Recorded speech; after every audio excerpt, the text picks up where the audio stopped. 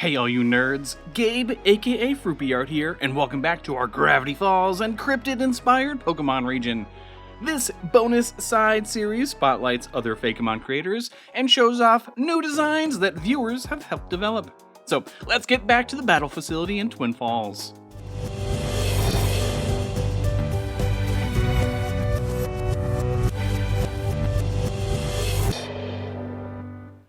So good to see you again. I know these are supposed to be the end times, but I just can't help it that I'm in such a good mood. The sun is shining, the sky is red, vicious beasts are prowling the streets. It's just so fantastic! And I've been just as pleased as Punch with your ability to destroy the friends you've been making here.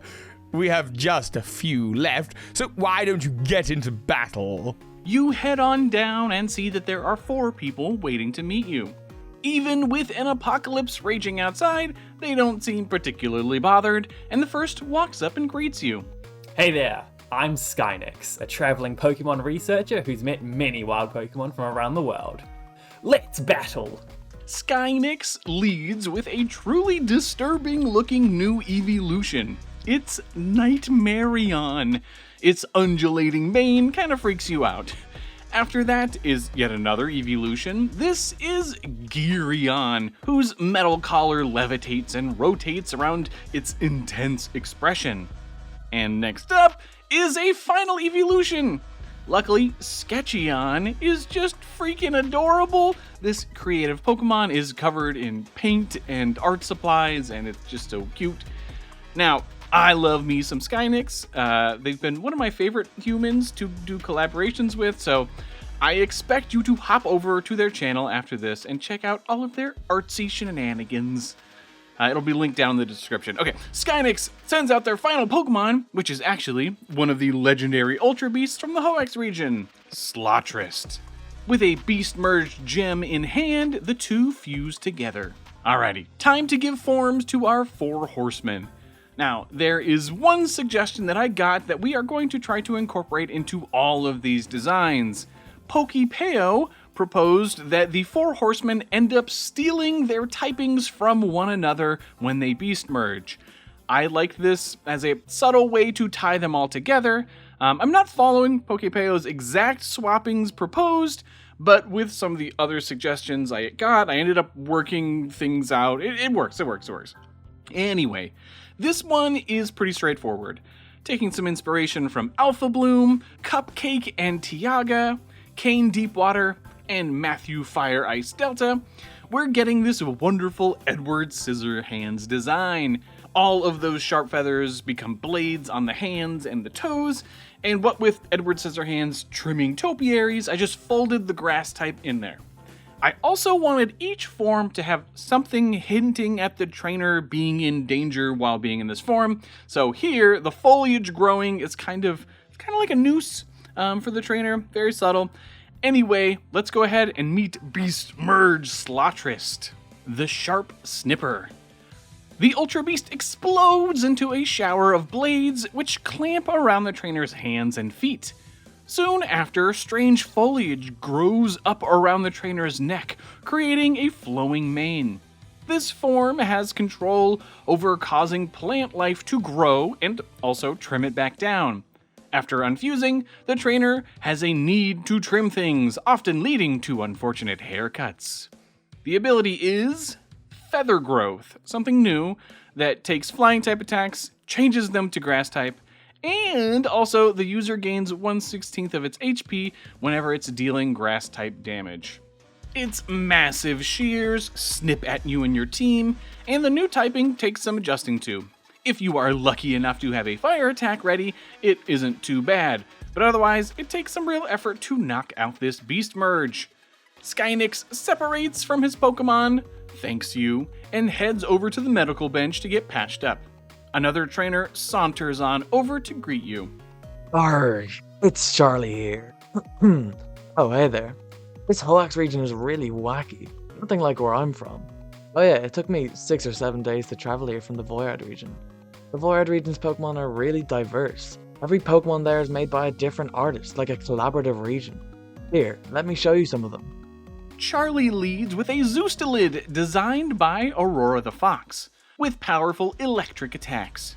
After that is Gilectric, created by King Bean, which skitters about. And then is a somewhat familiar looking regional variant of Sharpedo, created by a Chung. I initially was going to fill this last bonus episode with only the more well-known Fakemon creators in the community, but this project just deserves more attention. The Voyard region is a truly special collaborative region full of so many talented creatives. The region is linked down below in the description, so you better go and show it some love. I wish I could have squeezed all of the creators in, but Charlie drew the short straw. Speaking of which, Charlie throws out his last Pokemon, the legendary Ultra Beast, Festalorn. Alrighty. So, what typing are we going to be switching our grass type to? Well, using some inspiration from Never Forever, Arcane Scribbler, and Avery Winter, we are going to take Festalorn, which was already based on a Hispanic legend, and change it into another, La Llorona, or the Weeping Woman. This is the spirit of a scorned mother who drowned her own children and is overcome by grief, often seen stalking rivers and bodies of water.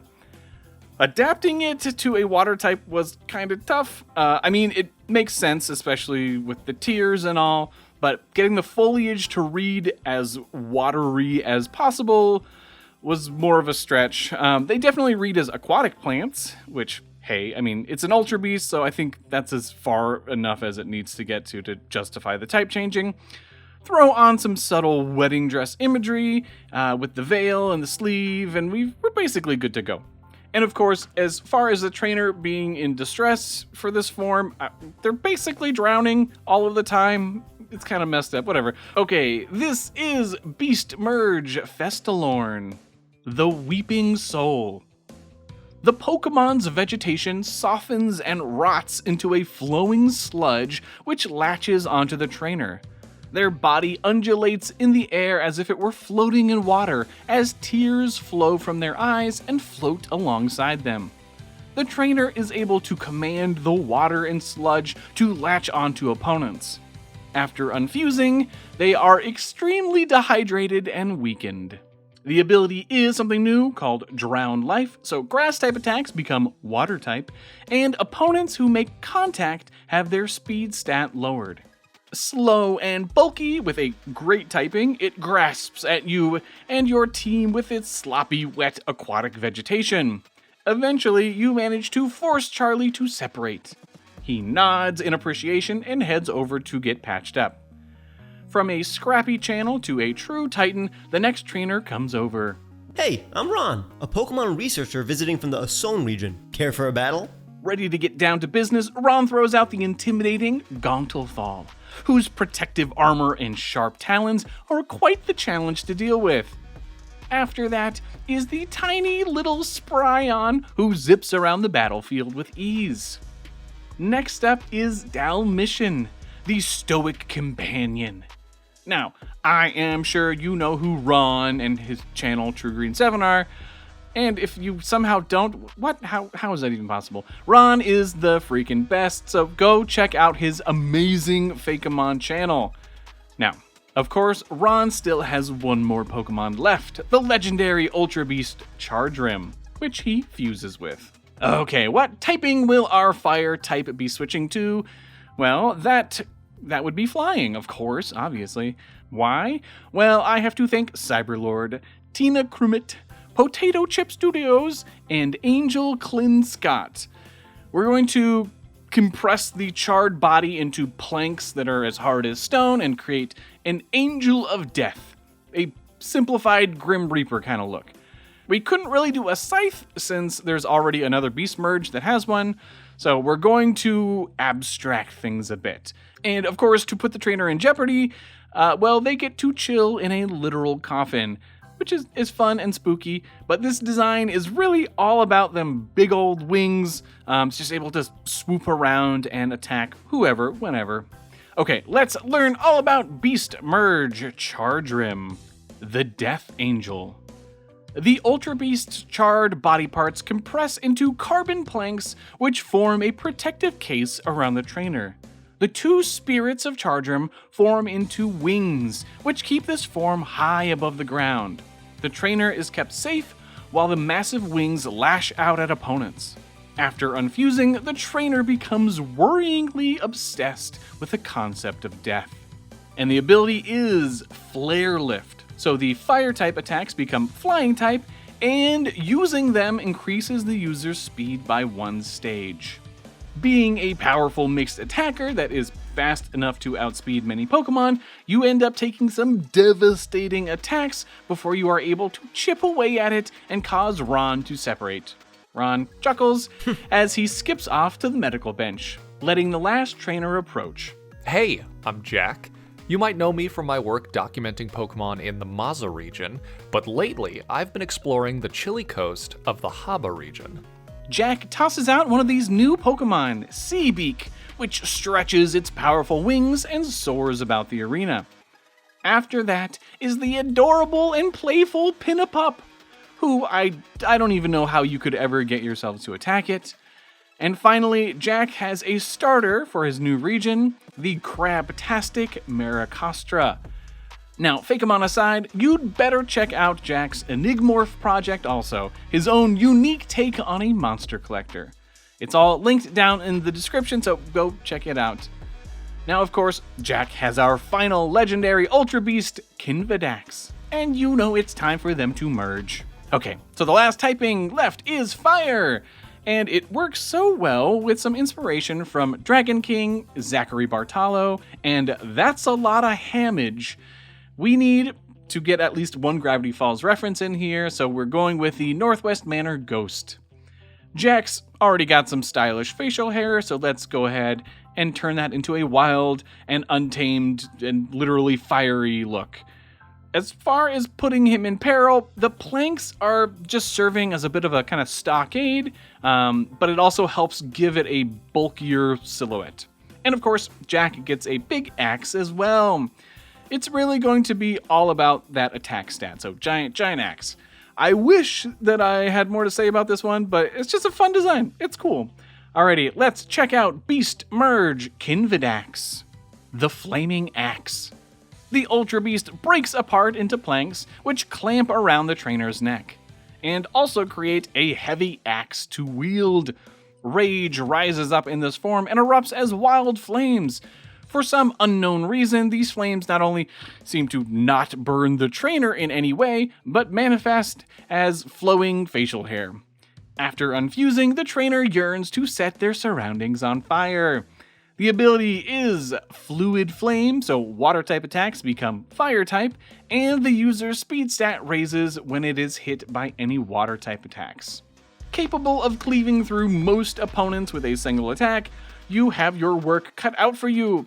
I don't know what your strategy would actually be, but you do manage to knock Jack out. He separates, pats down some flames left on his clothes, and hops off towards the medical bench. With all of your new friends defeated and treating their injuries, Abe walks on over with a skip in his step. Simply phenomenal! Seeing the rage in your eyes as you wail on your opponent makes me feel like I've truly found a kindred spirit. Let's you and I get in one last battle, one where I can really let loose. One where maybe I can finally get to use that defibrillator afterwards. Now, wouldn't that be something? Abe mists you with a potion, slaps a band-aid on your forehead, and pushes you back into the ring. Your fears of an entire team of Ultra Beasts is confirmed when he leads with Vigilta. It sets up electric terrain and zaps your team. After it falls, the speedy Narrytail prances out, using a series of status and setup moves to make this battle just that much more difficult. When it falls, out comes Murkrool.